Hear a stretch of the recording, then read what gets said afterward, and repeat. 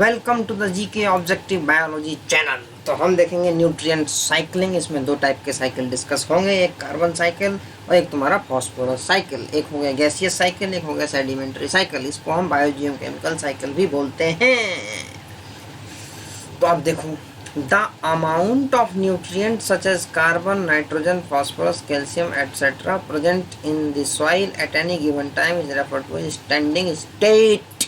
Standing state और standing crop में definition पूछी जाती है। अक्सर ये क्वेश्चन रिपीटेड पूछा गया है। तो स्टैंडिंग स्टेट में न्यूट्रिएंट का तुम्हारा डिपोजिशन अब कैसे ध्यान रखेंगे। केमिस्ट्री में तुमने पढ़ा होगा SN1 SN2 mechanism.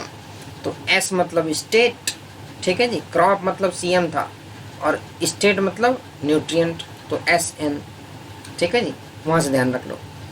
It varies in different kind of ecosystem and also on a seasonal basis। अच्छा, न्यूट्रिएंट साइकिलिंग क्या है, इसकी डेफिनेशन क्या है। The movement of nutrient element through the various components of an ecosystem is called nutrient cycling. तो another name of nutrient cycling is biogeochemical cycles. Bio मतलब living organism, geo मतलब rocks, air, water. Nutrient cycle of two types, gaseous and sedimentary. दो हैं, gaseous की form में, sedimentary. तो ये तुम्हारा दिया हुआ है simple model of carbon cycle.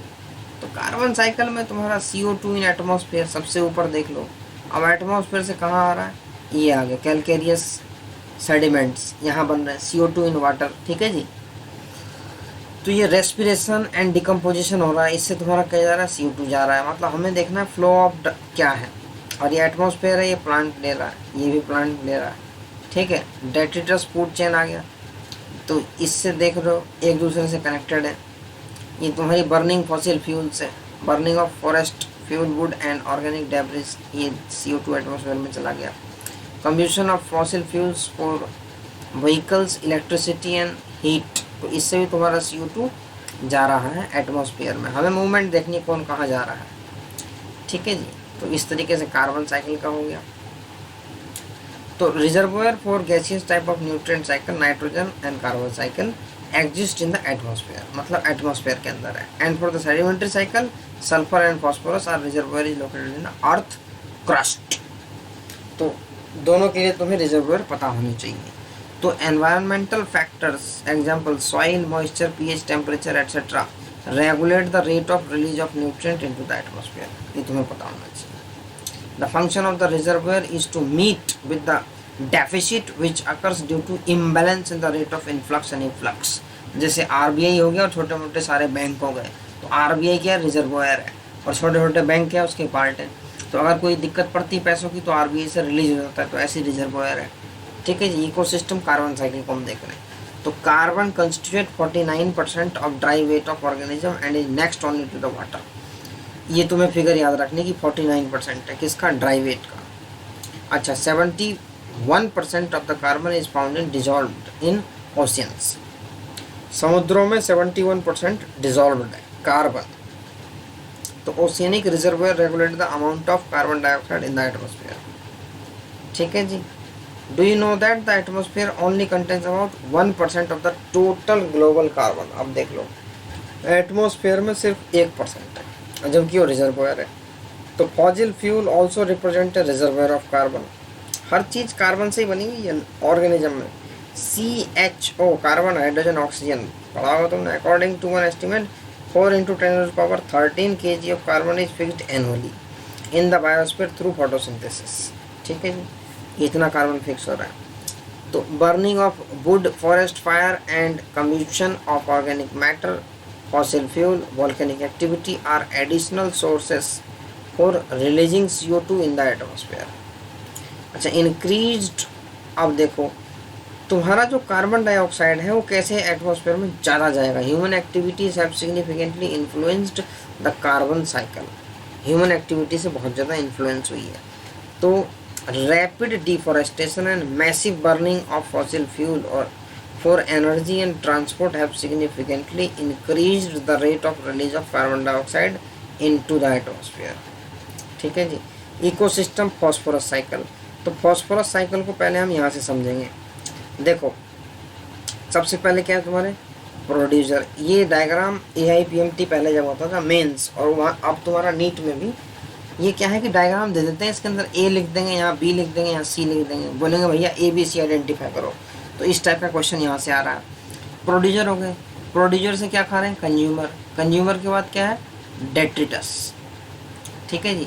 Soil solution, rock minerals, तो ये हो गया फ्लो। अब देखो रॉक मिनरल्स, फॉस्फोरस की क्या है रिजर्वोयर, रॉक मिनरल्स। तो रॉक मिनरल्स में क्या होगी प्रोसेस, विदरिंग, ठीक है जी, विदरिंग हुई, सॉइल सॉल्यूशन, ठीक है जी, सॉइल सॉल्यूशन के थ्रू आ गया। अब इसमें क्या हुई, सॉइल सॉल्यूशन से तुम्हारा अपटेक, अपटेक जब हुआ तो ये चला गया प्रोड्यूसर में, ठीक है जी, यहाँ से सॉइल से अपटेक होकर चला गया प्रोड्यूसर में, कुछ रन ऑफ, कुछ तुम्हारा निकल जाएगा बाहर।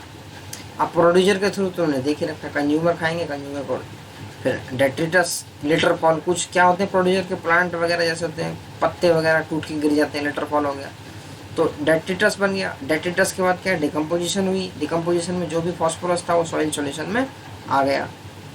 तो सॉइल सॉल्यूशन का तुम्हें देखना है मेनली, और इससे फिर तुम्हारा साइकिल चलती रही। तो ये था फॉस्फोरस साइकिल।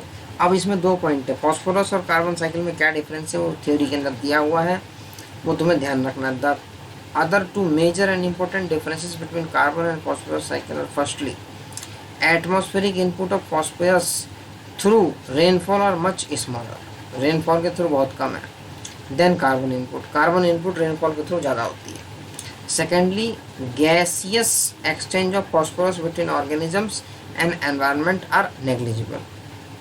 फॉस्फोरस का एक्सचेंज तो गैस के थ्रू होता नहीं, तो ये 2 बड़े डिफरेंस है, तुमसे पूछा जा सकता है। तो phosphorus is a major constituent of biological membranes, nucleic acids and cellular energy transfer systems. तो इसमें तुम्हारे काम आते हैं फॉस्फोरस, सेल्स बनाने में, बॉन्स और टीथ बनाने में।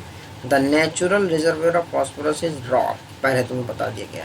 When rock is weathered, minute amount of these phosphates dissolved in soil solution and are absorbed by the roots of the plant, plant के रूट में एब्जॉर्ब हो जाएंगे।